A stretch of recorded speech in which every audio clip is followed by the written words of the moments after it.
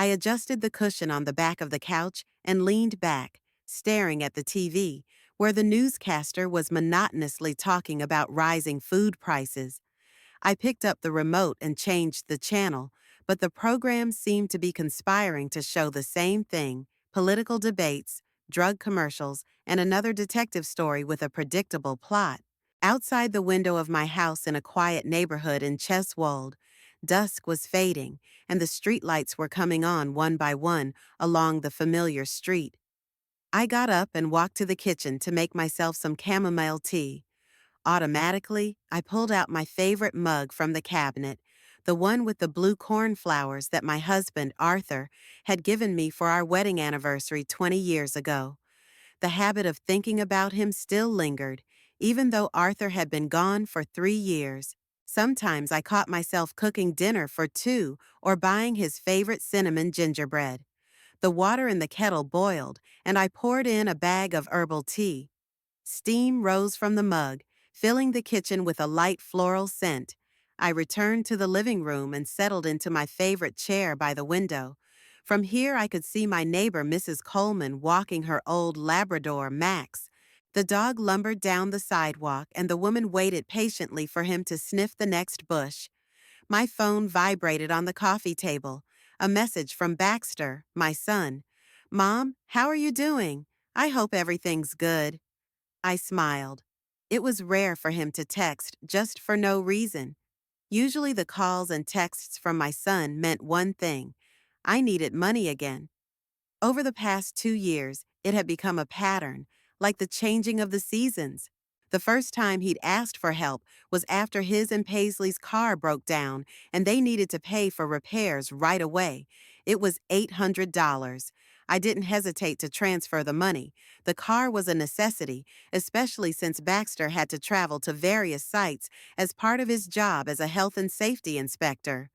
Then there was a roof leak in their house, another $1,200. Then there were heating problems in the winter, $900. I finished my tea and put the mug back on the coaster. I remembered how Paisley had called me in tears a month ago, telling me that their air conditioner had broken right before the heat wave, and she and Baxter just couldn't survive without proper cooling. So I gave them $1,500 to buy a new unit. Paisley thanked me so much, called me the best mother-in-law ever, and promised me that this was the last time they would ask for help. But it was only 2 weeks later, and the call came again, this time from Baxter himself. His voice sounded strained as he explained that they had an unforeseen expense related to Paisley's dental treatment. Insurance only covered part of the cost, and the other $2,000 had to be paid out of their own pockets. I remember him adding that he was very embarrassed to ask, but they really didn't know who else to turn to. Of course, I agreed to help. What else was I supposed to do? This is my only son, and I couldn't let him and his wife suffer through a toothache. Although, to be honest, I thought it was strange that a dental procedure cost so much. But I didn't question it. I just transferred the money to their joint account. I picked up my phone and reread the message from Baxter. Something about his tone was unsettling. He was too polite and cautious. Usually my son wrote more directly, could make a joke or tell me something from his work. This was a formal "How are you?" and "I hope everything's okay." It was like preparing for something. I typed back, "I'm fine, thank you. How are you?" I sent it and put the phone back on the table. It was finally dark outside the window, and I turned on the floor lamp in the corner of the room. The soft yellow light spilled over the living room, making it cozier. I thought about how my relationship with my son had changed since Arthur's death. Baxter had rarely asked for help before. He was independent, proud of being able to provide for himself and his wife. He worked hard, even taking on extra projects to earn more money. We met on weekends, had dinner together, discussed the news or his work. Arthur liked to ask his son about inspections at companies, joking that Baxter had a diamond eye for safety violations. Things changed gradually. At first, Baxter began to visit us less often, citing his workload. Then, after Arthur's funeral, He began to call more often, but the conversation somehow came down to his and Paisley's financial difficulties. His son told me that everything had gone up in price, that his paycheck wasn't keeping up with inflation, and that unforeseen expenses were popping up one after another. At first, I thought it was a temporary hardship. A young family, a mortgage, a car on credit. All this requires a lot of money. And I was ready to help. I had a pension from the civil service, small savings that Arthur and I had been saving for years, and a house that we had bought back in the 90s and had paid off completely by then. I could afford to support my son financially from time to time, but gradually the requests began to come more and more often, and the amounts grew. If before it was a few $100s, now Baxter was asking for thousands, and each time it was an emergency that couldn't wait. A leaky roof couldn't wait until the next paycheck. A broken down car needed immediate repair. Utility bills needed to be paid before the shut-off. I got up and walked to the window, looking out at the empty street. My house stood at the end of a cul-de-sac, and traffic was minimal. Only the occasional neighbor's car or delivery guy drove by. It was one of the reasons Arthur and I had chosen this neighborhood quiet and peaceful after years of living downtown. I remembered a recent conversation with Paisley. My sister-in-law had called in the middle of the day, which was unusual. She usually worked at the dental office until the evening. Her voice was excited, almost panicked.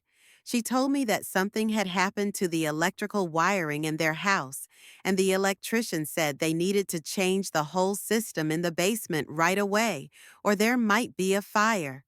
Paisley cried into the phone, saying that she and Baxter were desperate because the electrician demanded $3,500 in advance, and they didn't have that kind of money. Insurance won't cover the house because it's not a natural disaster, but wear and tear on the old wiring. And to live in a house with faulty electrics is scary, especially at night. Then I agreed to help, although the amount was not small. I transferred the money the same day. Paisley thanked me again, called me a savior, and promised that they would pay back the debt as soon as they got better financially.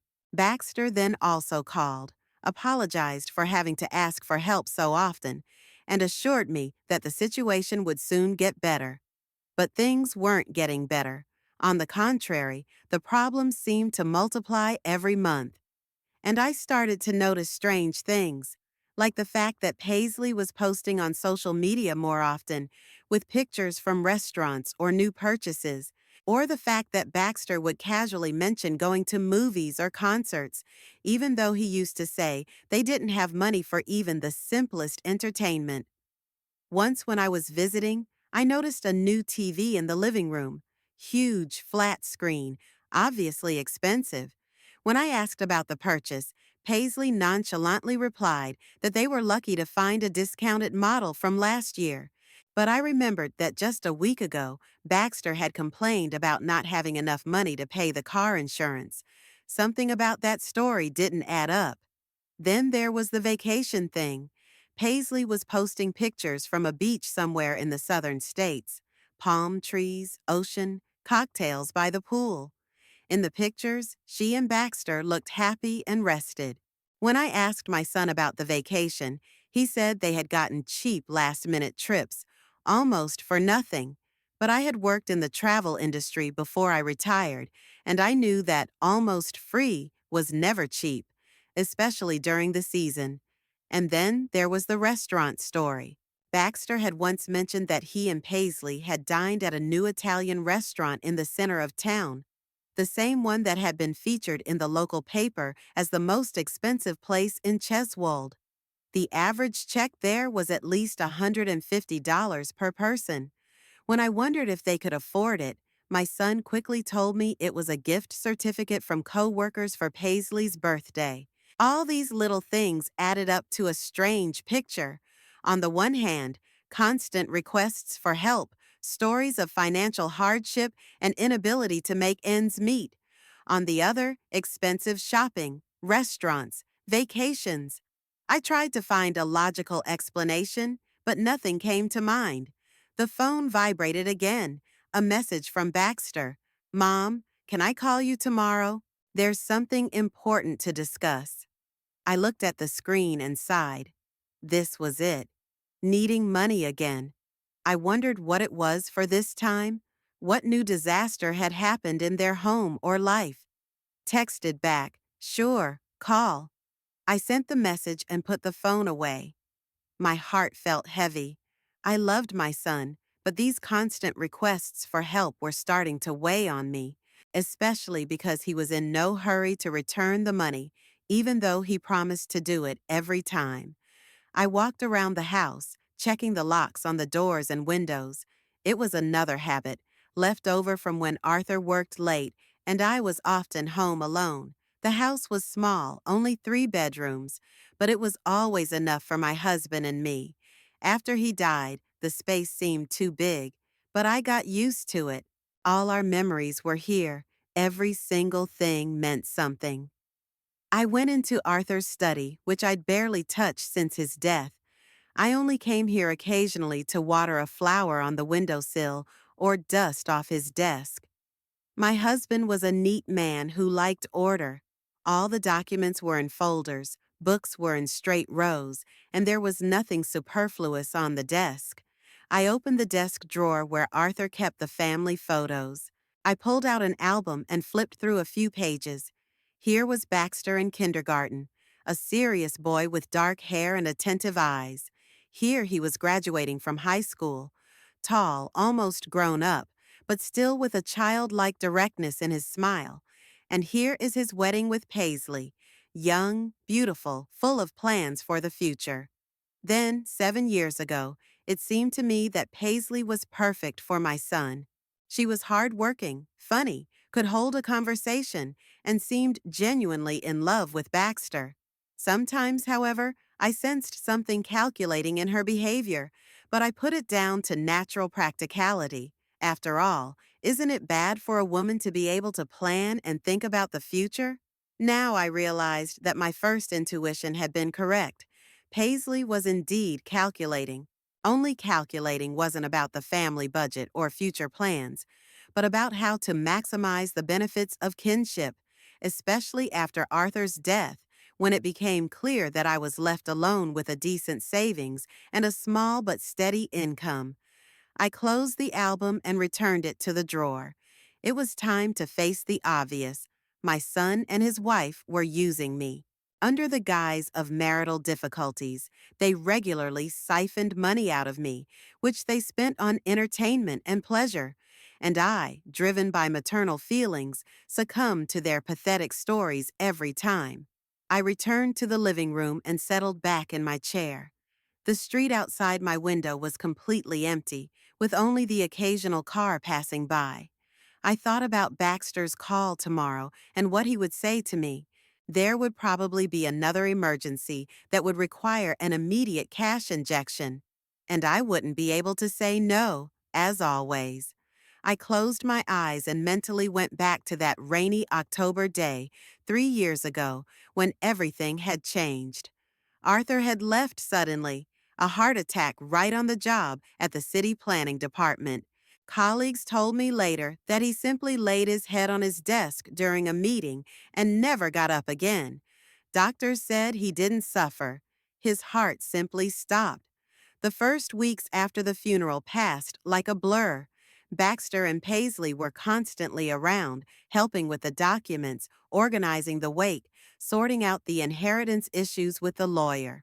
My son took a vacation at work and practically settled at my house, afraid to leave me alone. Paisley cooked, cleaned, made sure I ate, and took medication for my blood pressure, which had skyrocketed from stress. At the time, I thought I had a wonderful family. My children took care of me, supported me through the hardest time of my life, and did everything they could to ease the pain of loss. Baxter called from work every day, checking on my well-being. Paisley would come over after work and cook dinner for all 3 of us. On weekends, we'd go to the cemetery together and clean up Arthur's grave. About a month after the funeral, I noticed that my son became more thoughtful. He was more silent during our dinners together, answered questions one syllable, and was often distracted by his phone. When I asked what was bothering him, Baxter said he was just tired, both from work and from all the sad events. It seemed natural to me at the time. After all, the death of a father is hard to deal with at any age. And then it started. Timidly at first, almost apologetically. Baxter came over to my house one Sunday night, looking awkward and hesitating for a long time before he spoke. Finally, he told me that he and Paisley were having money problems.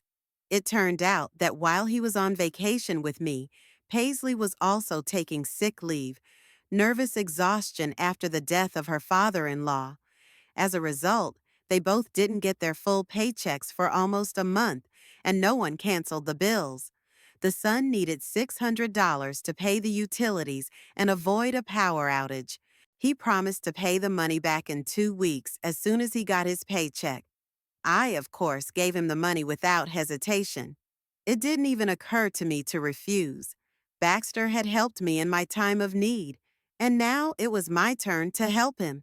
He didn't pay me back after 2 weeks. He didn't pay me back a month later either. When I gently reminded him of the debt, my son was embarrassed and said they had another unexpected expense.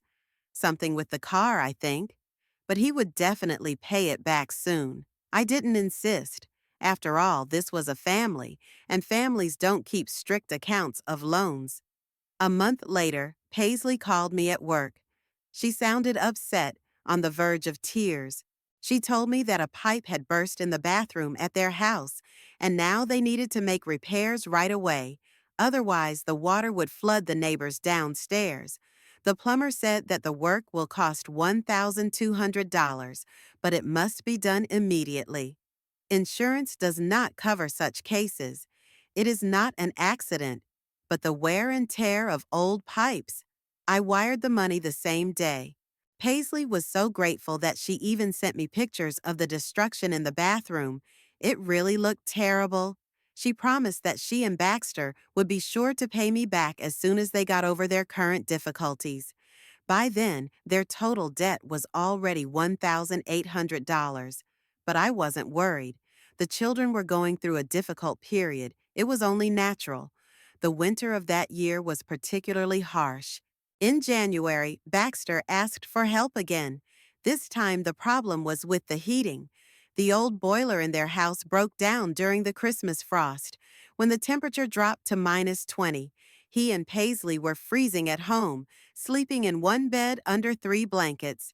And during the day they warmed themselves with space heaters, which increased the electric bill terribly.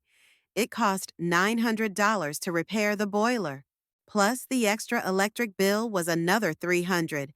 I gave my son $1,200 so they would have a small reserve in case of unexpected expenses. Baxter was so touched by my concern that he even cried, saying he didn't know how they would have managed without me. By spring, they were over $3,000 in debt. But in the spring, a new misfortune happened. Paisley was diagnosed with dental problems. Apparently, from the stress and lack of sleep after Arthur's death, all her chronic diseases had worsened. The dentist said she needed urgent and expensive treatment, or the infection could spread further. Insurance only covered basic procedures, and Paisley needed complex root canal treatment and crowns.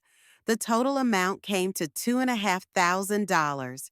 My sister-in-law cried when she told me about it over the phone. She said she was afraid of losing her teeth at such a young age, but they just didn't have that kind of money. I paid for the treatment directly to the clinic.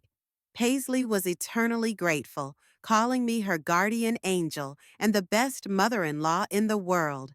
She promised me that this was the last time they would ask for help and that they would soon start paying back the debt they had accumulated. By then, it was already over $5,500. Over the summer, there was a lull. Baxter even brought me $500 as partial repayment. He said he had received a bonus at work for a successful inspection of a large enterprise where he had discovered serious safety violations. I was happy, not so much about the money, but about the fact that my son's financial situation was beginning to improve. But in the fall, everything started again. This time, the problem was with the car, a serious engine failure, which was not covered by the warranty. The repair cost $2,000, and without the car, Baxter could not do his job to travel to the sites to conduct inspections. There was no time to look for a used car, so it was urgent to fix what we had.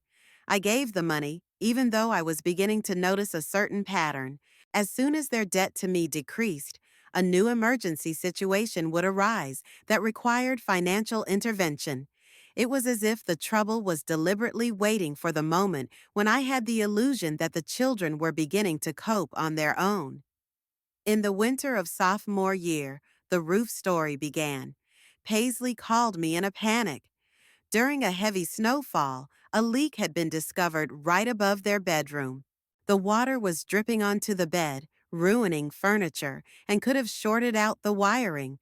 The roofer said that the roof needed serious repair and the work would cost $3,000. But that was the first time I had any doubts. The house Baxter and Paisley were renting was only 10 years old. It was unlikely that the roof needed major repairs.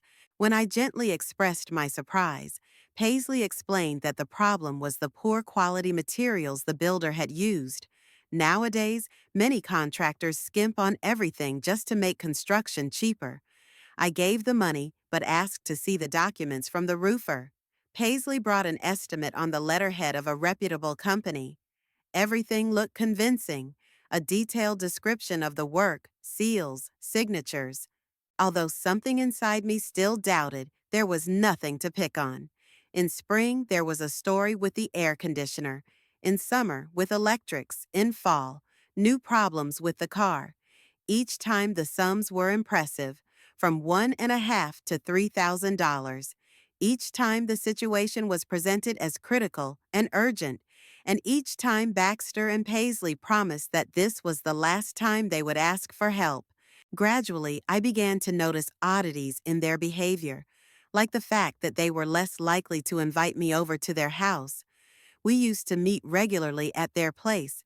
I would come over for dinner. We would watch movies, play board games.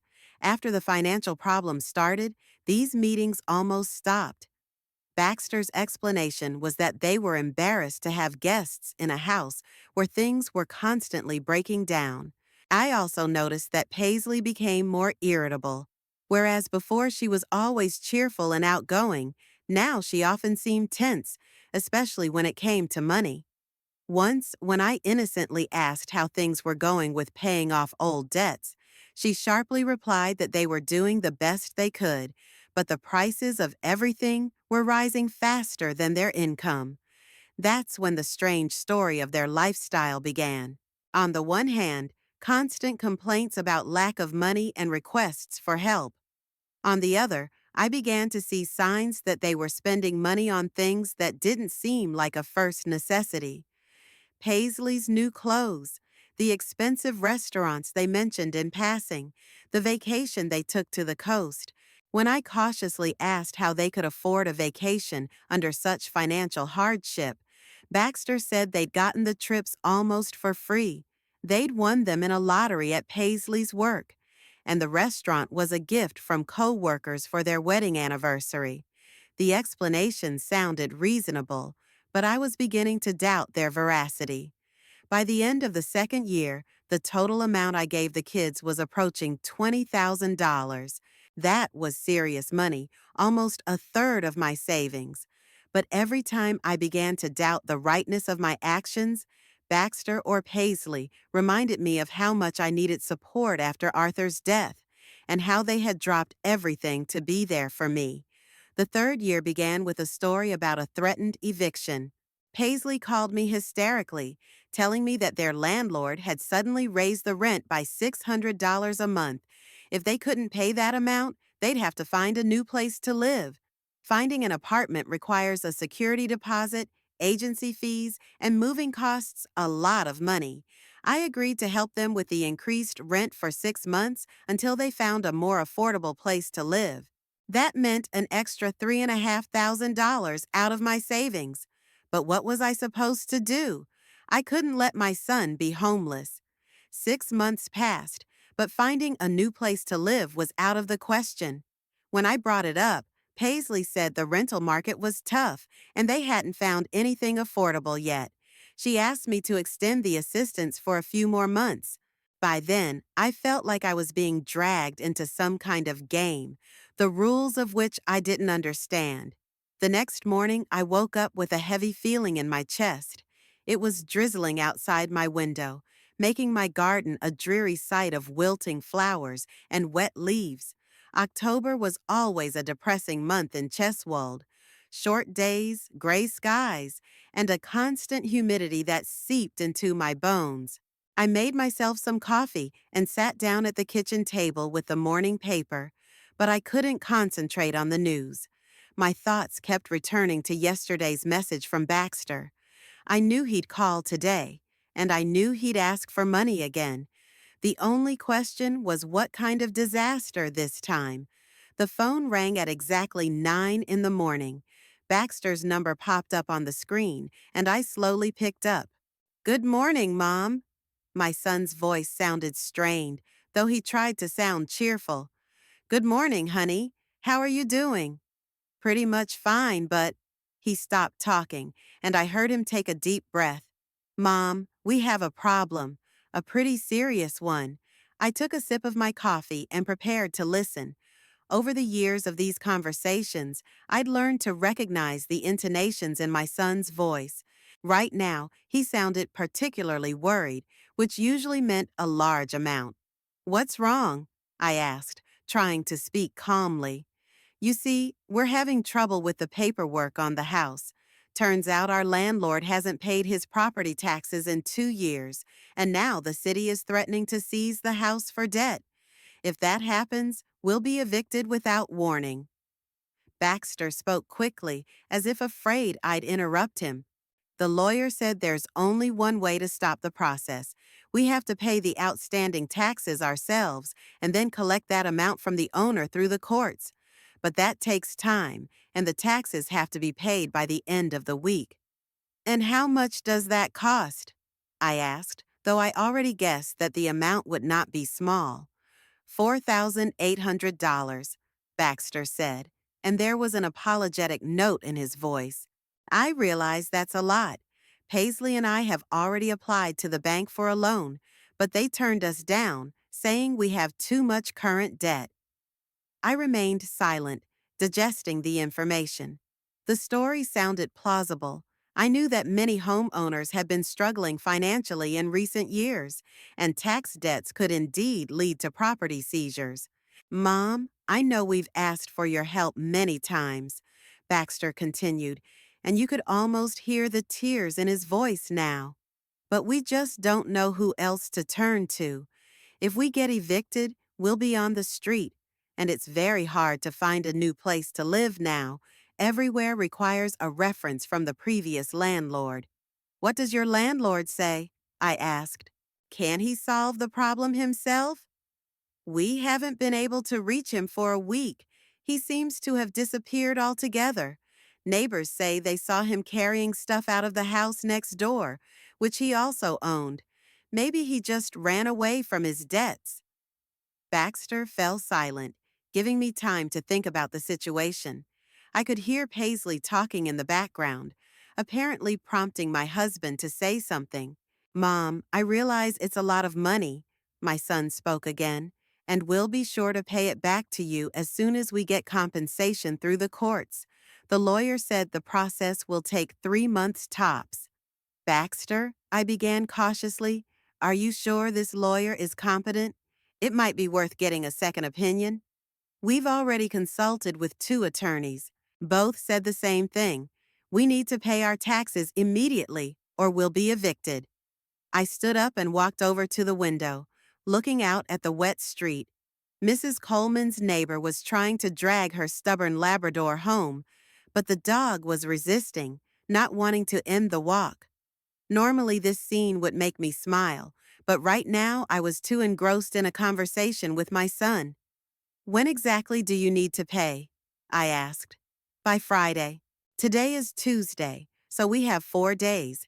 But wire transfers sometimes take a long time, so it's best not to take too long. Paisley said something again in the background, and Baxter added, Mom, Paisley wants to talk to you. My sister-in-law picked up the phone. Her voice sounded worried and tired.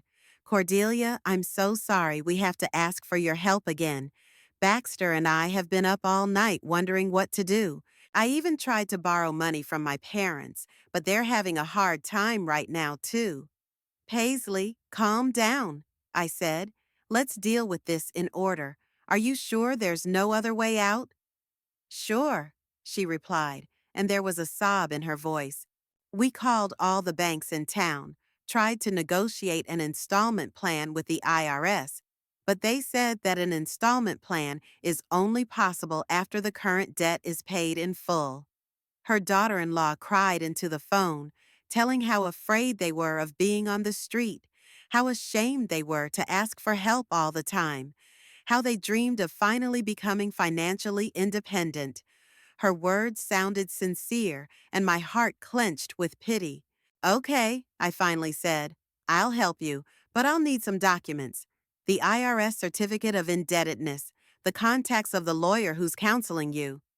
Sure, Paisley cheered. We'll send everything over. Baxter will scan the documents now and email them to you. What's the best way to wire the money? I asked. The fastest way is to give us access to your credit card, Paisley said. Then we can pay right away without waiting for a wire transfer, and then you can just block the card. That suggestion struck me as odd. Usually, I transferred money to their joint account or gave them cash. But maybe in this situation, speed was really important. I'll think about it, I said. Send me the paperwork and we'll decide the best course of action. Cordelia, thank you so much, Paisley said, and now she was crying already from relief. You're saving us. We'll never forget it. Baxter picked up the phone again. Mom, I'll send you all the paperwork now, and thanks again. I know we've asked for your help many times before, and I'm really embarrassed. But this really is an emergency. After I hung up, I sat back down at my desk and finished my cooled coffee. $4,800 was one of the largest amounts the kids were asking for. On the other hand, if the story was true, we were talking about a roof over our heads. I couldn't let my son and daughter-in-law be homeless. Half an hour later, an email from Baxter arrived on my email with scanned documents. The certificate from the IRS looked official. Stamped paper, stamps, and the official's signature. The amount owed was indeed $4,786. There were also contacts for a lawyer, one Marcus Griffin of the law firm Griffin and Associates. I decided to call the law firm back to confirm the details.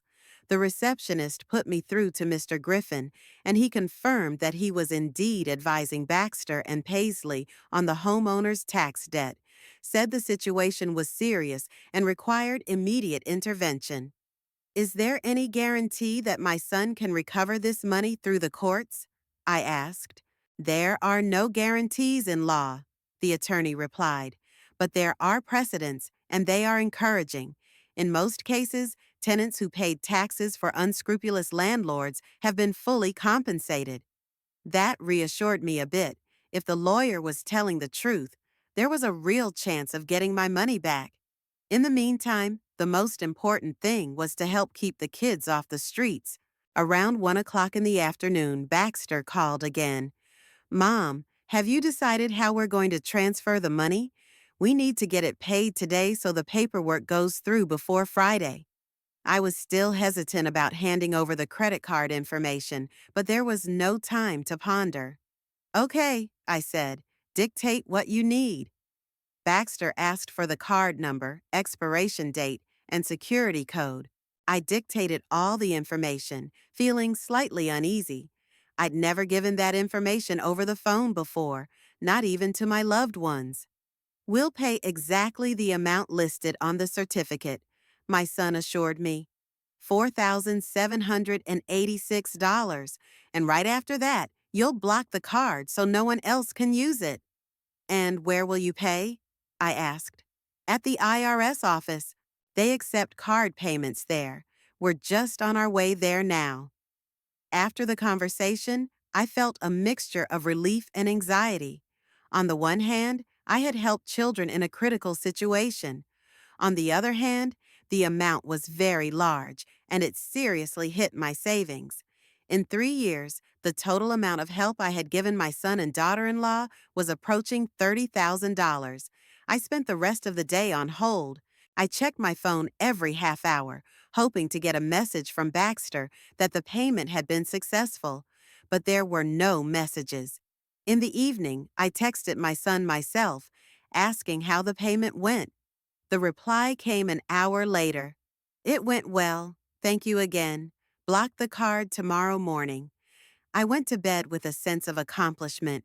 Whatever my doubts about the children's financial behavior, this time it was a really serious problem. The paperwork looked authentic. The lawyer had confirmed the information, and I had no reason not to trust my own son.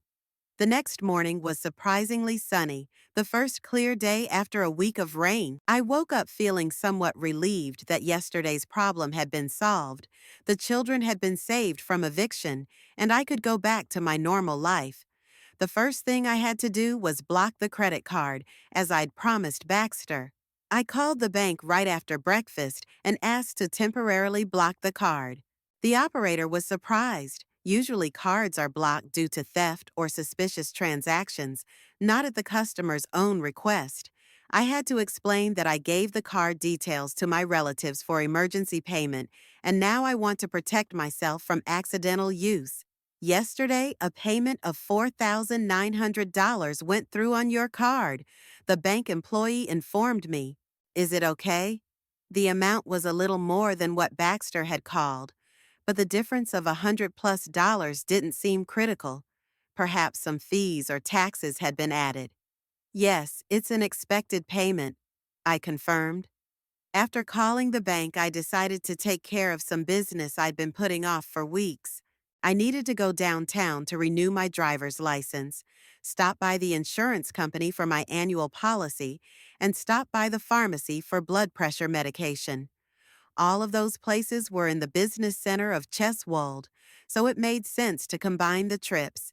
I took my time getting ready, putting on my best suit, navy blue with a white blouse. Arthur always said it made me look 10 years younger. Maybe he was biased, but his compliments still warmed my soul, even 3 years after his death. I left home around 11 in the morning. It took about 20 minutes to get to the center of town. Cheswold didn't have serious traffic jams, which was one of the advantages of living in a small town. On the way, I admired the fall colors. The maples and oaks were yellow and red, creating picturesque landscapes on both sides of the road. The first was to go to the Department of Transportation. The lines were always long, but I was patient and brought a book. Renewing my driver's license took about an hour. I had to retake a test on my knowledge of traffic rules and pass an eye test. Fortunately, I passed both tests successfully. The next stop was the insurance company. My agent, a young woman named Christina, suggested that I revise the terms of the policy and add a few additional options. I listened to her suggestions, but decided to leave it as is. I didn't need the extras that would only increase the cost of the insurance. By 1 o'clock in the afternoon, I was done with all the formalities and headed to the pharmacy. It was a few blocks from the insurance company in the heart of the business district. I parked in the municipal lot and walked down the main street of town. Downtown Cheswold was quite picturesque. Old red brick buildings juxtaposed with modern glass office centers. There were a lot of people on the street. Some were hurrying to run errands. Some were leisurely perusing the storefronts. A few sidewalk cafes had tables out on the sidewalk, taking advantage of the nice weather. As I walked past the Grand Plaza Hotel, the most expensive establishment in the city, I caught a glimpse of familiar silhouettes at the entrance. I turned around and was stunned. Baxter and Paisley were standing near the glass doors of the hotel. My son was dressed in a new suit, which I had seen for the first time, and my daughter-in-law was wearing an elegant dress and carrying an expensive purse. They were talking to the porter about something, and I noticed Baxter take his wallet out of his pocket and show something to the hotel clerk. Paisley, meanwhile, was looking around the lobby through the glass doors, and her face was glowing with pleasure. Both of them looked nothing like the people who had narrowly escaped being evicted to the street yesterday. I stopped like a dummy, not believing my own eyes. What were my son and daughter-in-law doing in the most expensive hotel in town? The Grand Plaza Hotel was known for its astronomical prices. I knew this because I'd considered booking a room there several times for Arthur's relatives who were attending his funeral. At the time, the prices seemed excessive to me, even for a special occasion. My first impulse was to go up to them and say hello, but something in their demeanor made me stop. Baxter and Paisley looked too casual for people in financial crisis. Their clothes were obviously new and expensive. More importantly, why would they even be here if they barely raised the money to pay their taxes yesterday? I stepped around the corner of the building and continued to watch. The receptionist was explaining something to Baxter, pointing toward the elevators. My son nodded and smiled. Paisley, meanwhile, was taking pictures of the lobby interior on her phone, apparently wanting to capture the moment for social media. A few minutes later, they entered the hotel, and the receptionist escorted them to the front desk. I saw the receptionist typing something on the computer and Baxter handing him documents, probably passports. The whole process looked like a normal check-in procedure. My heart beat faster. Did they really have a room at this hotel? But how could people who didn't have money to pay taxes yesterday afford to stay at the Grand Plaza? The cheapest room there cost at least $300 a night, and suites cost all of $800 and up. I tried to come up with a reasonable explanation. Maybe it was a business trip and the room was being paid for by Baxter's employer. Or maybe they'd won a free stay in some kind of lottery. The local radio stations sometimes ran such promotions. But then why the expensive new clothes? About 10 minutes later, Baxter and Paisley walked out of the hotel with key cards in hand and headed for the parking lot. I watched them get into their car, which, by the way, also looked noticeably better than I remembered. Had they repaired it or even bought a new one? As their car disappeared around the corner, I walked toward the hotel entrance. The lobby was scented with expensive perfume and fresh flowers.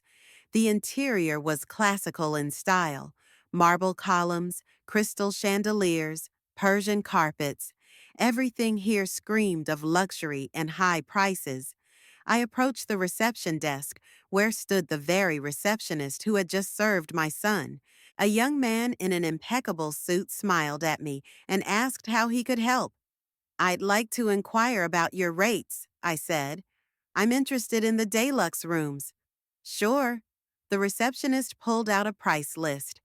A standard suite costs $590 a night on a weekday and $720 on weekends.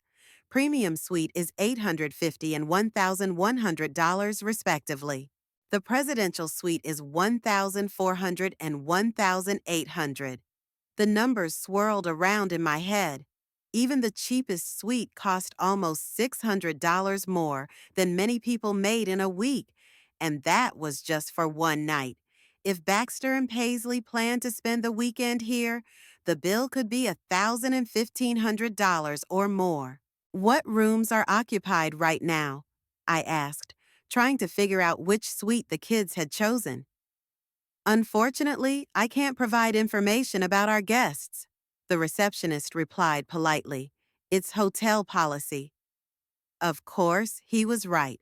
I thanked him for the information and walked out of the hotel. Outside, I sat down on the nearest bench, trying to get my thoughts in order. What I was seeing was out of all proportion. Yesterday, Baxter and Paisley had begged me to give them almost $5,000 to avoid eviction. talking about their dire financial situation, crying into the phone, swearing that this was the last time they would ask for help. And today, they quietly checked into the most expensive hotel in the city, spending more on one night than many families spend on food in a month. The most frustrating part wasn't even the money, it was the fact that they were cheating me. The whole thing with the tax debt, the lawyer, the threat of eviction, was it really all an act? Was my own son really capable of such elaborate lies? I pulled out my phone and checked the banking app. A payment for $4,900 had indeed gone through yesterday afternoon. The payee was listed as Chester County Internal Revenue Service. At first glance, it looked legit, but now I had serious doubts. Called the bank and asked to be connected to the security department. Explained the situation to the employee. Said I wanted to check the details of yesterday's payment because I had suspicions of fraud. The payment went through the River Park Shopping Center's online terminal, the specialist informed me after checking. It's not a government institution. It may be worth contacting the police. The River Park Shopping Center was on the opposite side of town from the IRS. Why would Baxter and Paisley need to go there to pay state taxes? It was highly suspicious. I got in my car and drove home, but on the way, I couldn't concentrate on driving. My thoughts flitted between anger, frustration, and disbelief at my own conclusions. Perhaps everything could still be explained.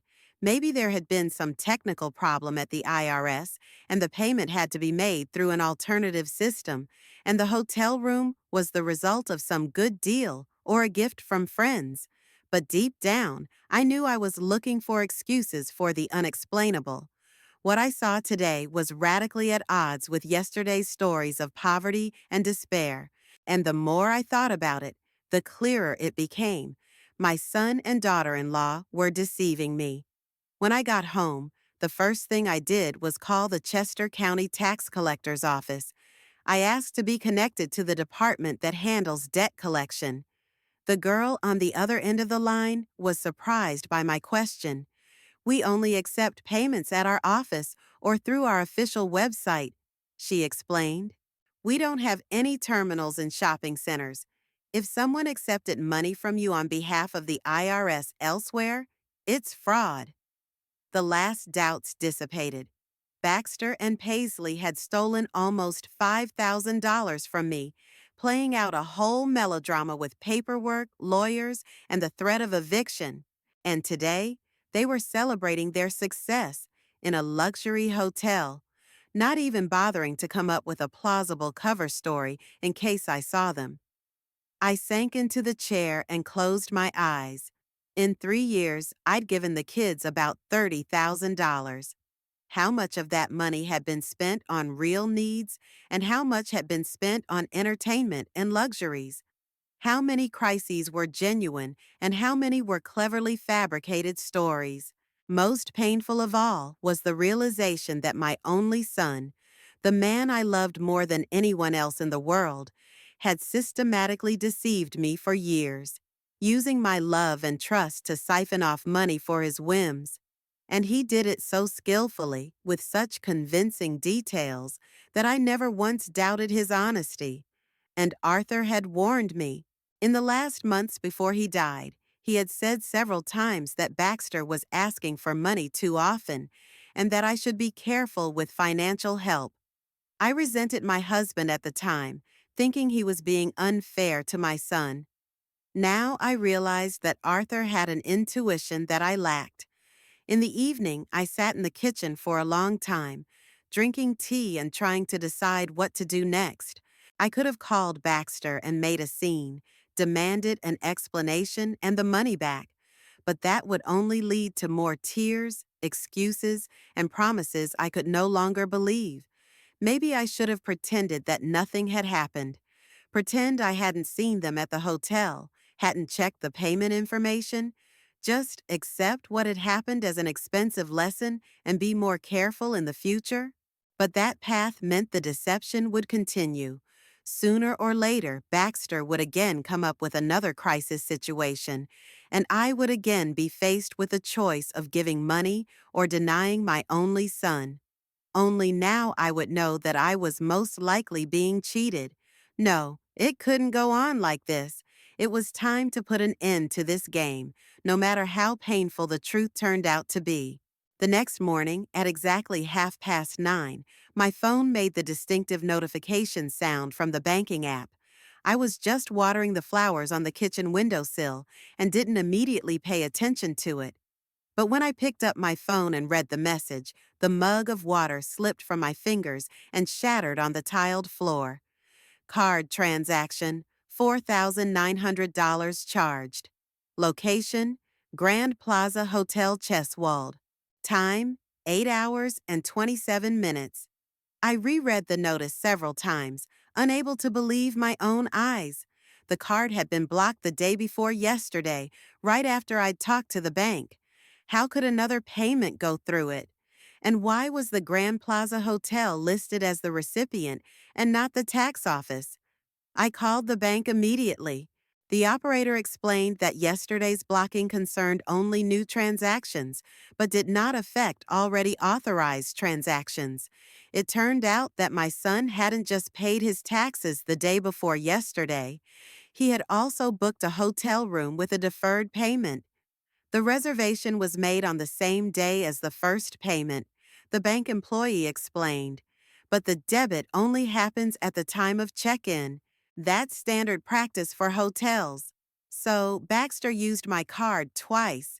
First, he spent almost $5,000 on a sham tax payment, and then booked an expensive hotel room with my own money. The total damage amounted to almost $10,000, a third of my savings stolen in 2 days. I sat down at the kitchen table and tried to keep my hands from shaking. Anger and pain mixed in such proportion that it was hard to breathe.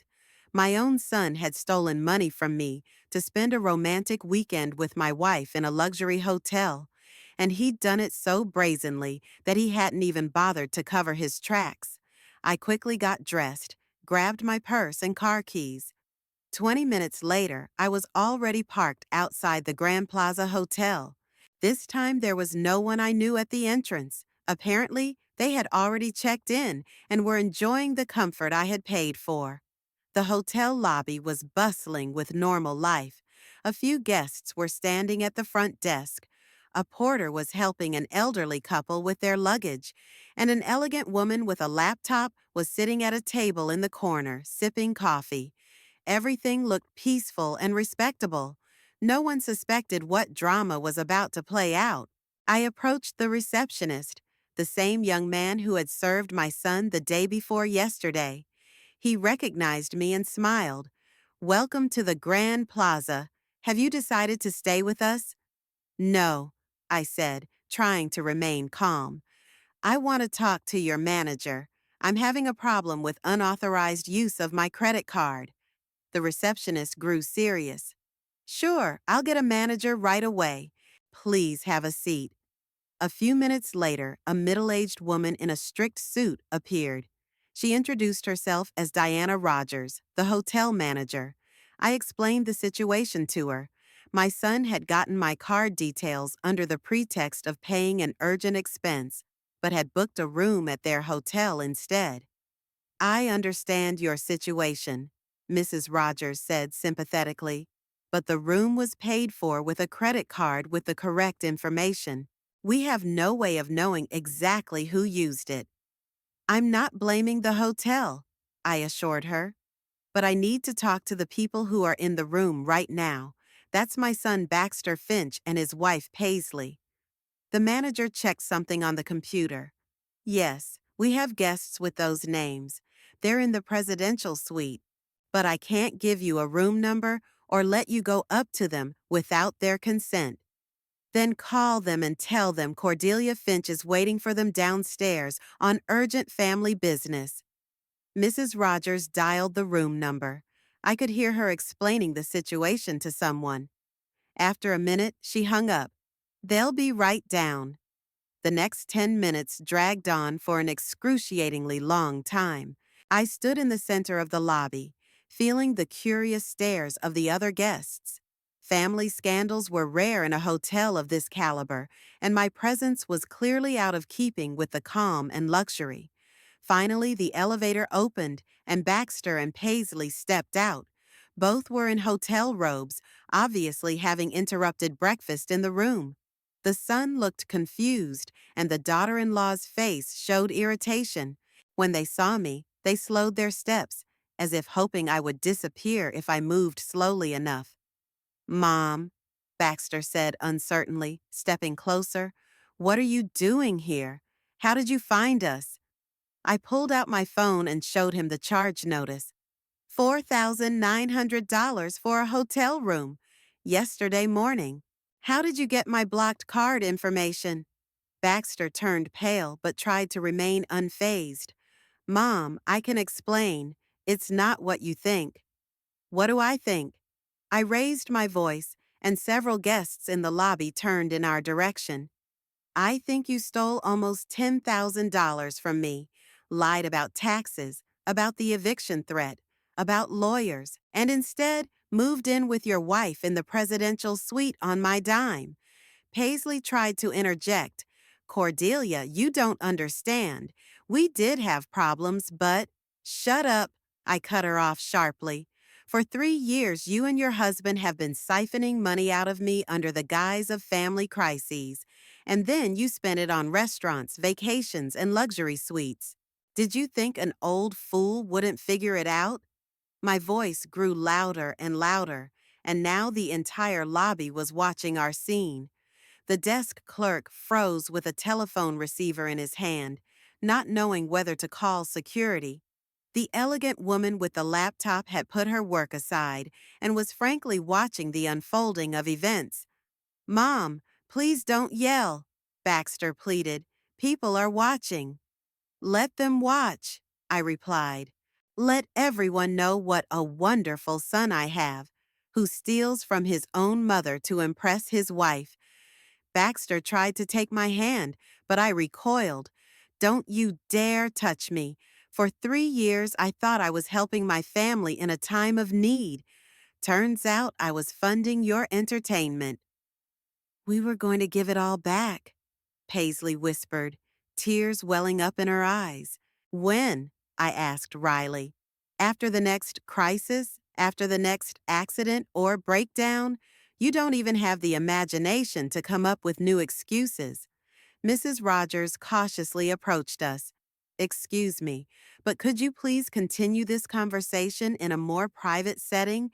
It's disturbing the other guests." "No," I said firmly.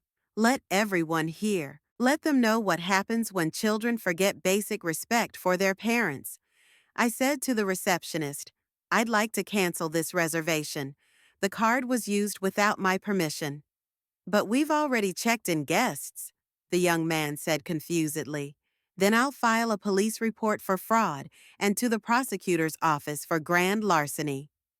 These words struck Baxter like an electric shock. "Mom, you can't do that. I'm your son."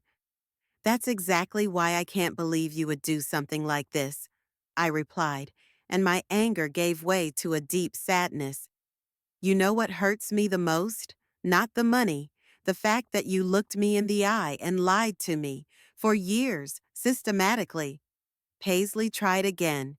"We can work this out. Get the money back, sign receipts." "What money?" I interrupted.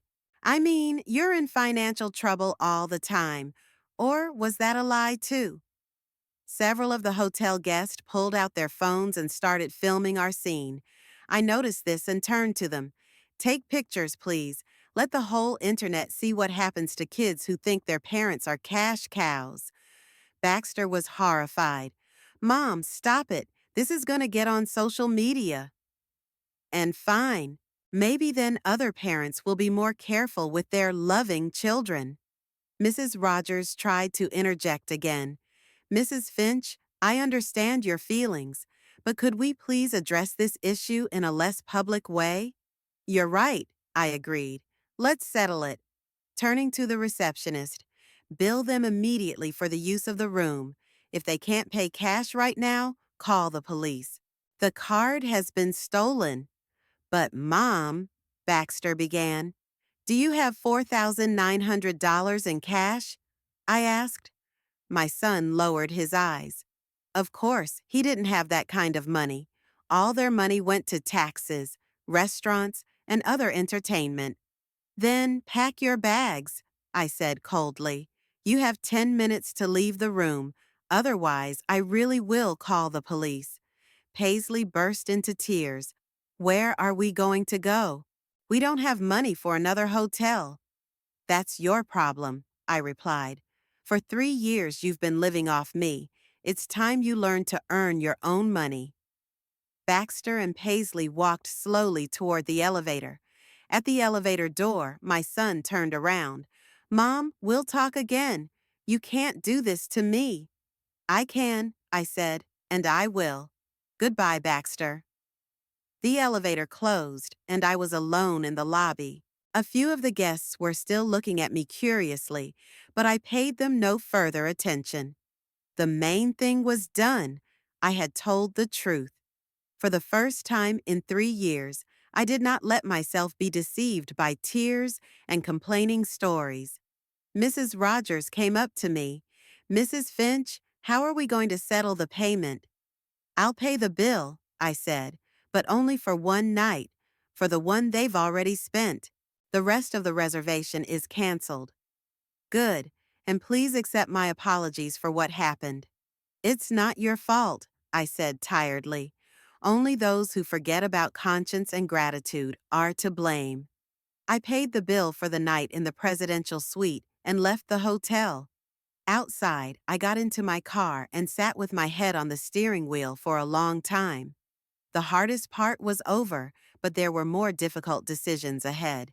I had been sitting in the car in the parking lot outside the hotel for about 20 minutes, trying to get my thoughts in order, when I saw Baxter and Paisley coming out of the entrance with suitcases in their hands. They looked confused and angry at the same time. My daughter-in-law was saying something fervently to my son, waving her arms, and he was nodding sullenly and looking around.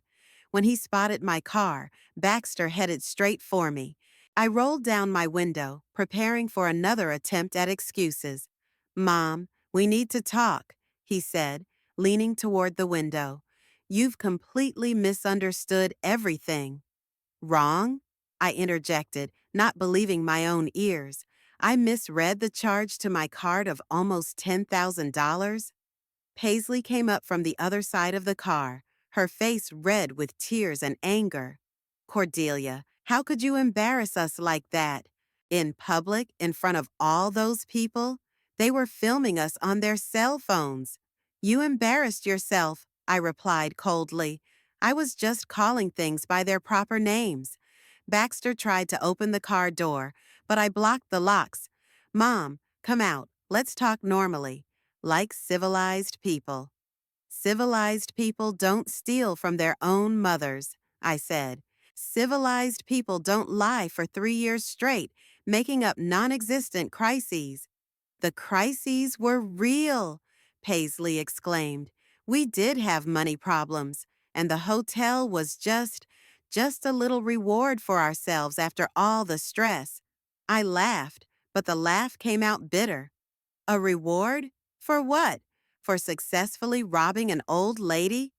Don't call yourself that, Baxter said angrily. And don't exaggerate. We didn't rob you. We just borrowed the money. Without my knowledge or consent, using false pretenses. That's what's called stealing. Paisley sobbed. We were going to pay it all back, honest to God. Just wanted to get some rest before we took the job. Work? I wondered. What job? You have a job. Or did you lie about that too? Baxter shifted from foot to foot. Mom, you don't understand. My inspector's salary is very small, and Paisley's clinic pays pennies too. It's really hard for us to make ends meet. Then live within your means, I said sharply. Don't spend money on expensive restaurants and luxury hotels. Aren't we entitled to a normal life? Paisley burst out. Have to spend our whole lives saving money on everything? Never allow ourselves anything nice? Those words struck me more than the theft itself. A normal life is living on your own money, not stealing from your parents. We didn't steal, Baxter almost shouted. We knew you could afford it. You have a house, a pension, savings, and we're young. We need to live. I earned my house and savings with 40 years of honest work, along with your father, and you want to get everything ready to go with no effort. Paisley grabbed the doorknob. Cordelia, please get out of the car. We can't talk like this. We can, and we will, because you're not coming into my house again. Baxter turned pale. Mom, you can't be serious. I'm your only son. That's why it hurts so much, I said, and my voice trembled. You are my only son, and you betrayed me, used my love to enrich yourself. We weren't enriching ourselves, Paisley objected. We were just trying to survive. Survive in the presidential suite for $5,000 a night?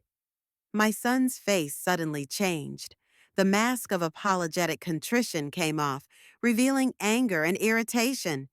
You know what, Mom? Maybe you're right. Maybe we really shouldn't have taken your money. But you're no saint either. What do you mean? You've always controlled us with money. When I was a kid, when I was in college, and now. Always billed us for every dollar you gave. Always reminding us of your sacrifices. I was stunned. That's not true. I never demanded reports from you. You didn't demand with words, but by my behavior, I constantly showed you that I was in debt, that I should be grateful, that I owed you everything. Paisley nodded. He's right. You always put us in a dependent position, and then wondered why we couldn't become financially independent. Those accusations hit me like a slap in the face. I helped you because I loved you, because I wanted you to have everything you needed. No, Baxter said firmly. You helped because that's how you could control us. To know that we were dependent on you, that we couldn't get by without your support. That's terrible, I whispered. You're turning my caring into some kind of manipulation. Isn't it? Paisley asked. All those years when we asked for help, you could have said no, right? But you didn't, because you like being needed. I started the engine. I couldn't listen to these accusations anymore. Get in your car and drive away. I don't need your psychology. Mom, wait. Baxter tried to hold my hand through the window. Let's get this issue resolved after all. Maybe we did do wrong, but you're not sinless either. I shook off his hand. You know what the difference between us is? I admit my mistakes. And you, even after you've been caught red-handed, try to put the blame on me. We didn't mean to hurt you, Paisley said more gently. It's just that we have so many problems piling up, so much stress, and you've always been so inaccessible. We were afraid to tell you the truth. What truth? That we're not doing well. Baxter admitted quietly. That our paychecks don't cover all our expenses. That we've been living on credit for 2 years now. Then why spend money on hotels and restaurants? Paisley sobbed. We wanted to feel human at least once in a while, not count every dollar, not deny ourselves everything. On me. We thought you'd understand. I mean, you have everything. A house with no mortgage, a stable pension, savings, and we're just starting out in life. I looked at my son, no longer a young 42-year-old man who still believed he was entitled to maintenance from his parents. Baxter, you're 42 years old. When are you finally going to be an adult? I am an adult, he took offense. I work, I pay taxes, I have responsibilities.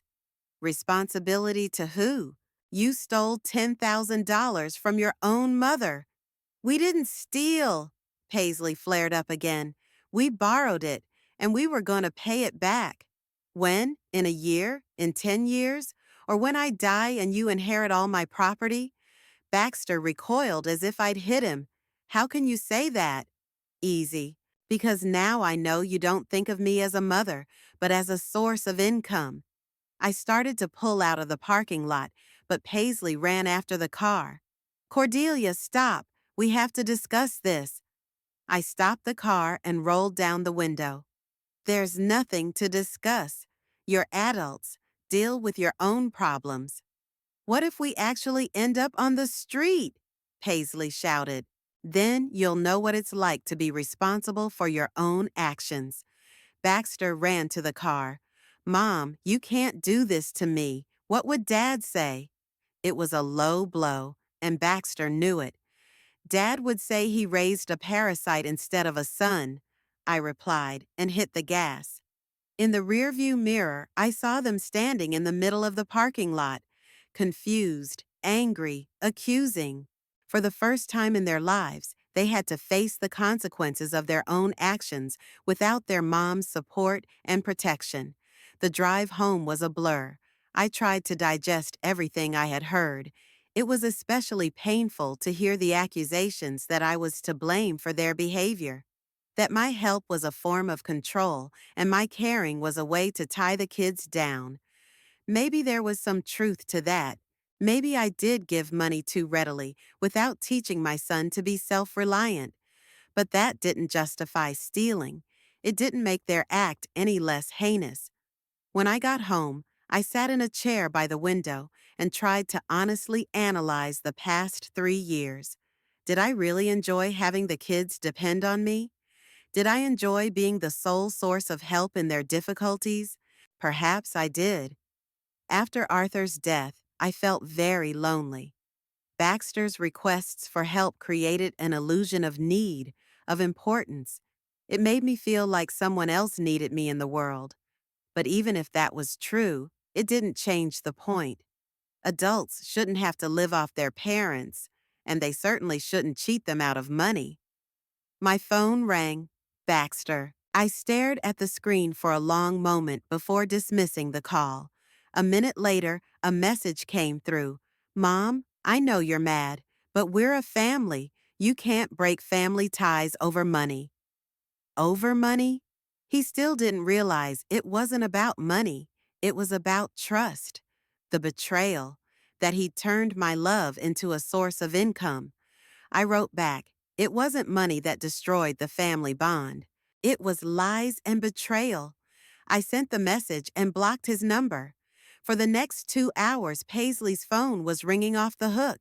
I didn't answer. Finally came a long message from her. Cordelia, please don't jump to conclusions. We can fix this. Baxter is willing to apologize and refund the money. We'll find a way to make money and pay off the debt.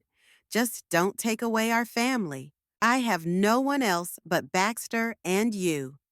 This attempt at pity appeal angered me even more. I blocked Paisley's number too. In the evening, as darkness fell, their car pulled up to the house. Baxter and Paisley got out and headed for the front door. I didn't bother to open it, even though they rang the doorbell for about 10 minutes.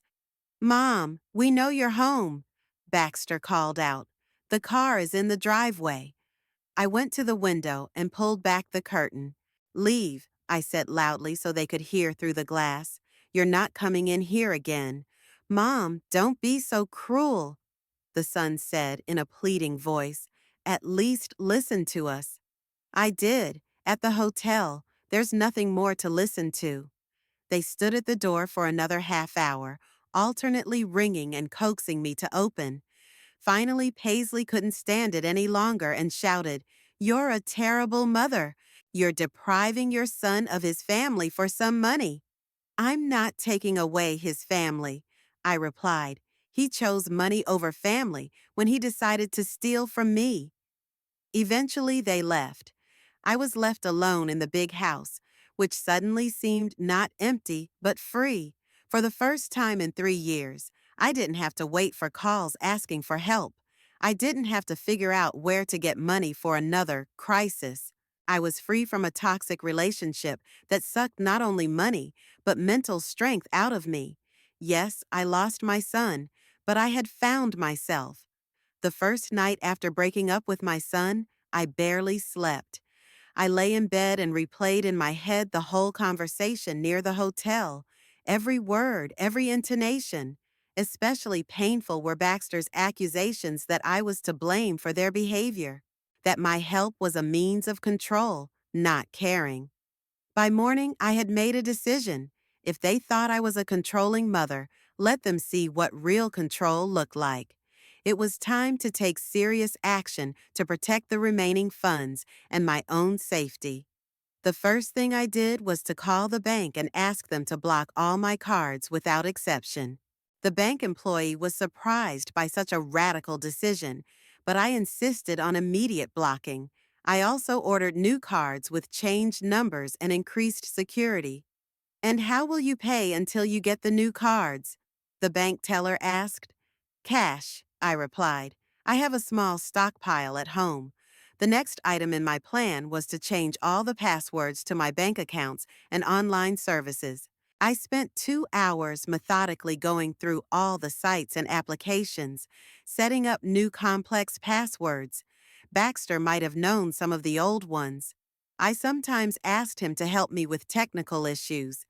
Then I called the insurance company and told them I wanted to remove my son from the list of beneficiaries on all policies.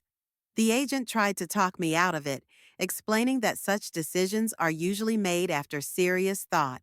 "I've given it enough thought," I said firmly. "My son has shown himself to be untrustworthy in financial matters."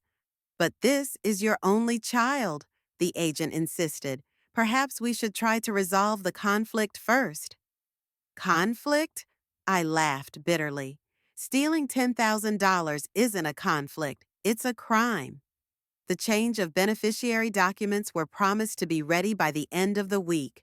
I also asked for copies of all the policies to be sent to my home address.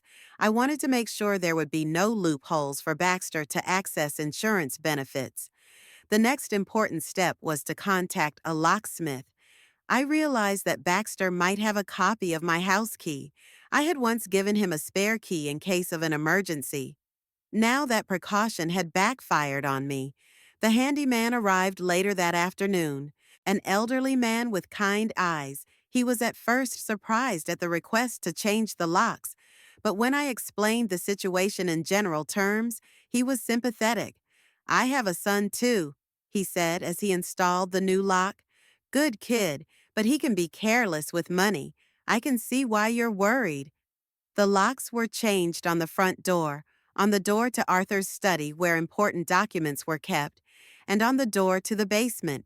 Now, even if Baxter tried to break into the house, he wouldn't succeed. While the locksmith was working, I went through the files. I took out all the bank statements, the deeds to the house, the insurance policies, the will. I reread each paper carefully, checking for any clauses that Baxter could use against me. The will especially needed to be amended. Under the current document, the entire house and most of the savings went to my son. Now that didn't seem right. Why leave an inheritance to a man who couldn't wait for me to die and decided to steal from me while I was alive? I called the lawyer who had drawn up the will 3 years ago. We agreed to meet tomorrow. It was necessary to make serious changes to the document. In the middle of the day, the doorbell rang. Through the peephole, I saw the letter carrier with a registered letter. I signed for it and opened the envelope. Inside was an official paper from the law firm Roberts and Associates, demanding that Baxter Finch be paid $32,000 as compensation for moral damages caused by public humiliation. I reread the letter several times, unable to believe my own eyes. Baxter was suing me, demanding money for exposing his theft. The insolence of this act was beyond anything I had ever expected. I immediately called my lawyer and asked for an urgent consultation. Mr. Harrison was as indignant as I was. "This is an absurd claim," he said.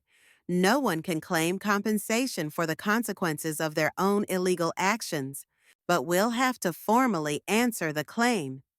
How much will that cost? I asked. A few $1,000s in legal expenses, but we'll almost certainly win the case. So Baxter decided to attack me from the other side. If he can't get the money by deception, he'll try through the courts. Well, let him try. I have all the bank records to prove the unauthorized use of the card. That evening, as I was going through the mail, the doorbell rang. This time it was Paisley, alone, without Baxter. She looked awful, tear-stained eyes, disheveled hair, crumpled dress. Cordelia, please open up, she begged through the door. I need to talk to you, just face to face, without Baxter. I hesitated for a few seconds, then opened the door after all, but didn't remove the chain. Speak through the crack. You're not coming into my house again. Cordelia, I understand that you're angry, and I understand why. What we did was wrong. Finally, one of you admits it. Paisley cried. I tried to stop Baxter. I honestly did. When he offered to book the hotel on your card, I said it was a bad idea, but he insisted. And you obeyed. What a dutiful wife. I was afraid I'd upset him. Baxter's been having these mood swings lately. One minute he's cheerful and making plans. The next he's depressed and says we'll never get out of debt. This attempt to paint my son as a victim of circumstance made me cringe. Paisley, you're a grown woman. You work. You have an education. Don't put the responsibility on your husband. But I really wanted to stop him, exclaimed the daughter-in-law. And now he's suing you, and I don't know what to do. So you know about the lawsuit? Paisley nodded. He said you publicly embarrassed him, and now he could lose his job, that his co-workers would speak ill of him. Let him blame himself, not me. Cordelia, please. Paisley dropped to her knees right on the doorstep. I'm begging you, don't take this to court. Baxter can't take that kind of stress. The sight of a crying woman on her knees at my door would have moved me before. But now I saw it only as a new attempt at manipulation.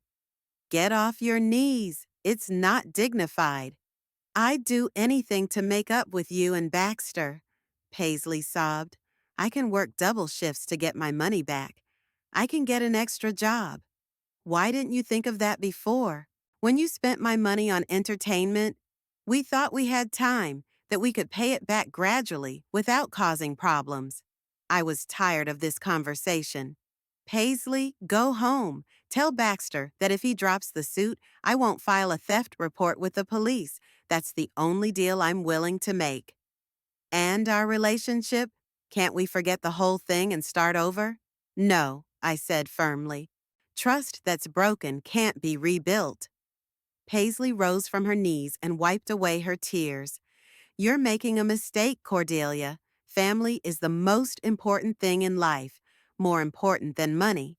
I agree. I'm sorry your husband thinks otherwise. After she left, I locked the door and set the alarm. Now I felt like a besieged fortress. My home had become a refuge from my own relatives. The next day, I met with my lawyer. Mr. Harrison took a close look at Baxter's claim and shook his head. The case is absolutely hopeless for the plaintiff, but we'll need to gather evidence of fraud, bank statements, tapes of conversations if there are any, witness statements. We drew up a defense plan and simultaneously prepared a counterclaim to recover the stolen funds. If Baxter wants a war, he'll get one. That same afternoon, I visited a notary and made a new will. The new document transferred the house to a local charity that helped the elderly. The savings were to go toward scholarships for students from low-income families. Are you sure about this decision? The notary asked. To completely disinherit your son is a serious step. Absolutely sure, I replied. My son has shown that he doesn't know how to appreciate what he has. Let other people have a chance to use that money more wisely. That evening, Baxter tried calling again. I had the number unblocked in case he wanted to withdraw the suit, but the conversation took a completely different direction. Mom, I heard you were at the lawyer's office. my son said in lieu of a hello. Heard from who? Doesn't matter. What matters is that you're preparing for war, and I just want justice. I laughed. Justice? You stole $10,000 from me, and you're demanding another $32,000 in compensation. Where's the justice in that? I didn't steal. I took the money from my mother, who can afford it, to solve family problems. Without my consent. By deception. Because you wouldn't give willingly. You've always been stingy. This accusation was particularly painful to the ego. Stingy? Me, who'd been giving them tens of thousands of dollars for 3 years. If I'm so stingy, then why did you ask me for money? I asked. Because there's nowhere else to take it. But that doesn't mean you were giving it out of the goodness of your heart. Baxter, you're sick. You need psychiatric help. No, Mom, you're the sick one. Your greed and your desire to control everything. I hung up the phone. I couldn't take any more of these accusations. My son had finally turned into a stranger who saw me only as a source of money and to blame for all his problems. The next few days were spent in preparation for the court battle. The lawyer collected documents, I testified. The bank provided records of all transactions on my cards. Gradually, a clear picture of the fraud was forming. On Thursday evening, I received a call from an unknown number. The voice was familiar. It was my ex-girlfriend, Catherine, with whom we hadn't spoken for 6 months because of a trifling quarrel. Cordelia, I'm sorry to call so late, but I had to tell you, I ran into Paisley at the store today. She was crying and telling everyone what a horrible mother you are. What exactly was she saying? That you kicked them out of the house with no explanation. That you refused to help your son in a difficult situation. That you've become angry and greedy since Arthur's death. So they've decided to smear me in the eyes of the people they know, to present themselves as victims of an evil mother-in-law rather than thieves caught in the act. Catherine, thank you for the warning. But don't worry, soon everyone will know the truth. What do you mean? There will be a trial soon, and then all the facts will become public. The next day, I received a summons. The case was set for Monday of the following week. I had 4 days to make final preparations to confront my own son in the courtroom. Saturday morning, as I was watering the flowers in the garden, Baxter's car pulled up. Not only did my son and his wife get out, but also an elderly woman I recognized as Paisley's mother. Apparently, they had brought reinforcements for one last attempt at reconciliation. I didn't go out to meet them, continuing to tend to my flowers. They approached the fence and Paisley's mother spoke first. Cordelia, we need to talk. Like adults, like a family. I don't have a family, I replied, not lifting my head from the flower bed. Family doesn't steal from each other. The children made a mistake, the woman continued, but mistakes can be forgiven, especially to one's own children. Stealing $10,000 isn't a mistake, it's a crime. Baxter couldn't take it anymore. Mom, enough of this circus. Call off the lawyers and we'll forget the whole thing. I finally lifted my head and looked at him. I'm not withdrawing anything. I'll see you in court. They stood at the fence for another 10 minutes trying to talk me down, but I didn't respond to their words. Finally, they drove off, leaving me alone. I spent Sunday evening reading old family photos. I looked at pictures of little Baxter, a serious boy with big eyes, and tried to figure out the moment when everything went wrong. When did a caring son turn into a cynical manipulator? Maybe I really was guilty of spoiling him too much, giving him money too easily, not teaching him responsibility. But that didn't excuse his behavior. Monday morning, I woke up with a clear head and a firm decision. It was time to put an end to this story once and for all, and let the whole town know the truth about what had been going on in my family for the past 3 years. Monday began with me waking up at 6:30 in the morning without an alarm clock. The first time in a long time that my sleep was peaceful and deep. No anxious thoughts about when Baxter would ask for money again. No worries about whether I'd have enough for another emergency. I dressed in my best navy blue suit, the same one I wore to important departmental meetings. There was a court hearing today, and I needed to give the impression of a serious, reliable person. At the courthouse, Mr. Harrison met me at the entrance to the courtroom. "Cordelia, are you ready?"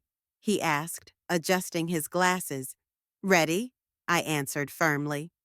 In the hall, I saw Baxter and Paisley with their attorney. The son looked tense, yet cocky at the same time. Paisley pulled out her handkerchief at the sight of me, preparing for another play. Baxter's defense attorney began with a pathetic speech about how public humiliation had ruined my son's reputation. He presented the case as if Baxter had been forced to borrow the money and I was a greedy old woman who was enjoying the child's misery. When Mr. Harrison took the floor, he methodically presented the facts.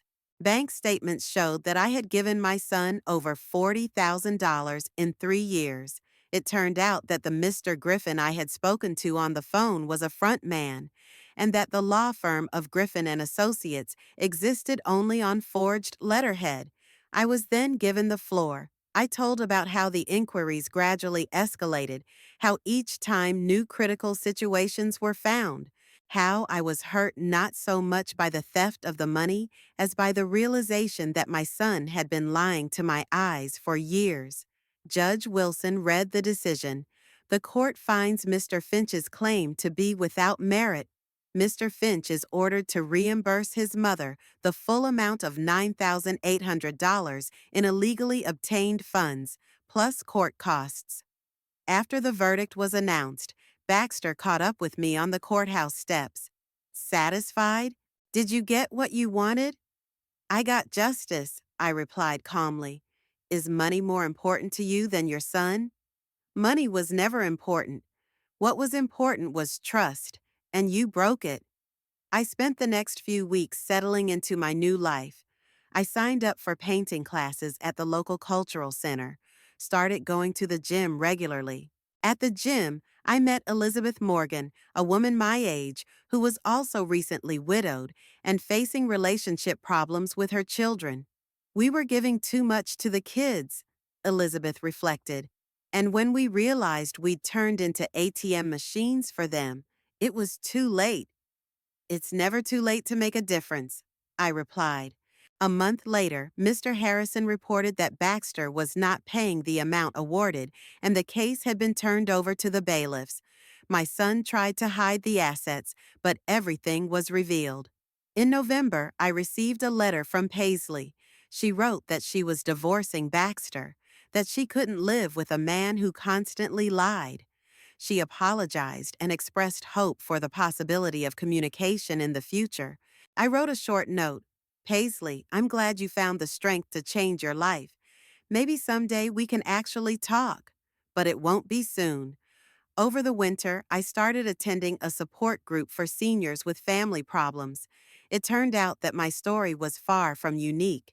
Forgiveness is not about forgetting, explained psychologist Sarah Jenkins. Forgiveness is about freeing yourself from the weight of resentment. But it doesn't mean trusting the person who let you down again. By spring, bailiffs had recovered the full amount from Baxter. I spent some of the money on a trip to Europe with a group of women my age. France, Italy, Spain, countries I had always dreamed of seeing. It was a wonderful trip, and I never once regretted not having my son around. When I returned home, I finally realized my life without toxic relatives was much better. I was free from constant anxiety, from guilt, from having to justify every purchase. I was now living for myself, and it was beautiful.